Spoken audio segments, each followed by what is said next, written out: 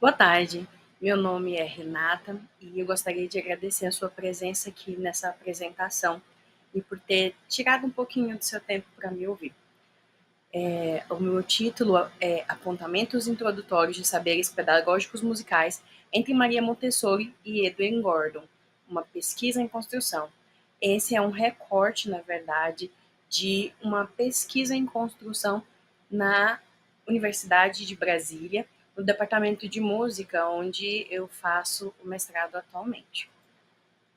Inicialmente, a pesquisa se originou a partir do momento em que eu comecei a trabalhar, na verdade faz há um longo tempo, e aí eu comecei a pensar sobre como as crianças aprendem música, qual seria a melhor forma de se ensinar música para essas crianças, qual a metodologia que seria mais a viável ou que realmente desse um resultado para a vida musical dessas crianças. Foi então que eu comecei a perceber que era necessário ter especificações no ensino musical para crianças da primeira infância e, segundo a BNCC, essas crianças são de 0 a 5 anos e 11 meses. E aí, percebendo essas especificações tão necessárias para essa faixa etária, foi que eu comecei a pesquisar de forma individual e não acadêmica sobre os teóricos que falavam sobre a aprendizagem musical, sobre como funciona o aprendizado musical no cérebro das crianças dessa idade. E então, eu conheci dois autores, Maria Montessori e Edwin Gordon.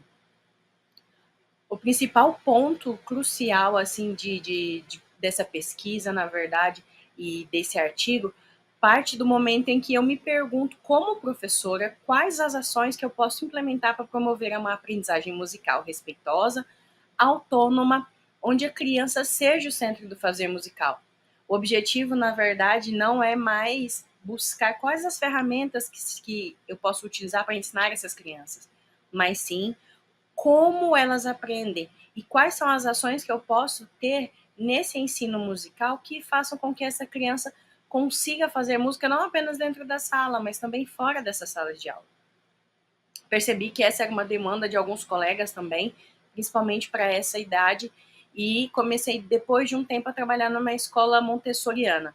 Nessa escola, eu pude ter contato com a teoria da Maria Montessori e conseguir entender quais são as grandes áreas que ela estava trabalhando, e em uma dessas áreas, na área sensorial, é onde a música é ensinada, é pré-estabelecida, na verdade. E o desenvolvimento da educação musical pelo método Montessori aconteceu através da Maria Montessori e através da Ana Maccheroni. Juntas, elas formularam 28 álbuns em que descrevem os trabalhos que as crianças vão realizar de forma gradativa para aprender música. Já o Gordon, ele trouxe para nós a teoria da aprendizagem musical, a Music Learning Theory, em que ele, na verdade, buscava entender como que funciona o aprendizado musical e não quais as ferramentas que nós utilizamos para ensinar música. Bom, partindo desse pressuposto, eu gostaria de trazer um pouquinho sobre cada autor. O método montessoriano parte primeiro do entendimento de que o professor ele não é o conhecedor absoluto. Ele, na verdade, é um guia dentro da sala. Só que nesse papel e nessa função de guia, ele precisa observar, conhecer as crianças, descobrir qual é o interesse dela, entender qual é ali o momento em que ela tem a janela de aprendizado aberta para poder realmente mostrar e apresentar os trabalhos. E depois permitir com que essa criança utilize esses trabalhos de forma autônoma e individual. O professor facilita, na verdade, a criança a aprender sozinha, através dos materiais propostos, de um ambiente preparado e de um adulto preparado. Então, essas são bases importantes para o trabalho da Montessori. Dentro da área sensorial é onde se encaixa realmente o fazer musical, que não é totalmente separado. Numa sala montessoriana, as grandes áreas estão disponíveis para todas as crianças e dentro delas a área sensorial, onde a gente desenvolve esse aprender musical. Ela diz então que é necessário que o professor seja um adulto preparado, ou seja, que ele tenha conhecimento do material, que ele seja um observador, que ele saiba ali que aquela criança, o que aquela criança pode aprender naquele momento e qual conteúdo que seria mais viável para aquela criança, apresentando a ela. Mas ele apresenta sem a necessidade, na verdade, da criança tomar aquilo como verdade para si ou escolher aquele trabalho. Ela escolhe o trabalho de acordo com o período em que ela está no desenvolvimento.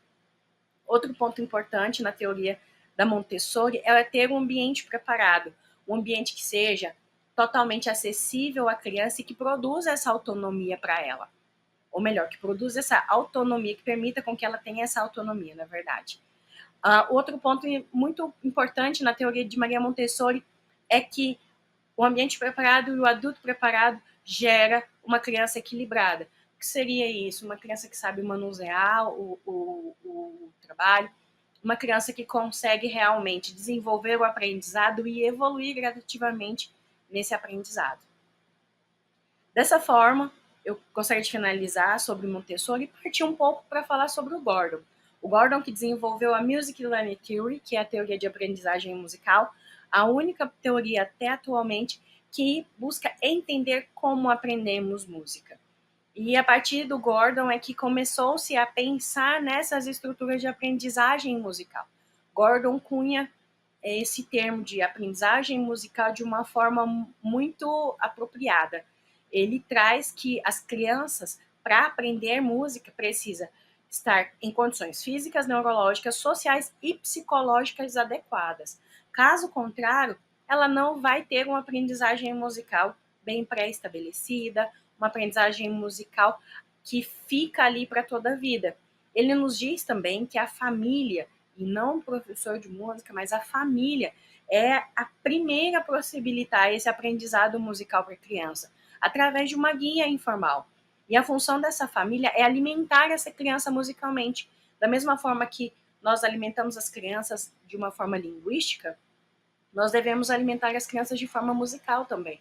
Não necessariamente tendo como padrão os estabelecimentos estéticos de uma escuta musical, mas oferecer música com cardápio variado é uma necessidade dentro da teoria de aprendizagem musical.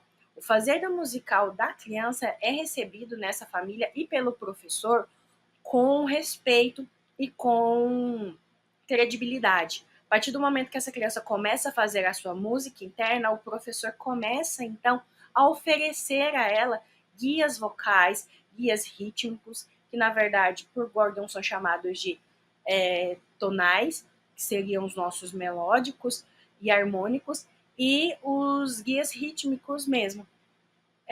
Então, a partir daí, a criança vai acumulando uma biblioteca musical e vai fazendo música de uma forma autônoma, sem necessariamente ter que ter um adulto mostrando a ela qual é o caminho necessário. O adulto tem um papel de oferecer música a essa criança dentro da TAM, que é a teoria de aprendizagem musical do Gordon. Ele partiu do princípio de como nós aprendemos música. Será que a gente aprende primeiramente pela escrita? A gente aprende primeiramente por imersão?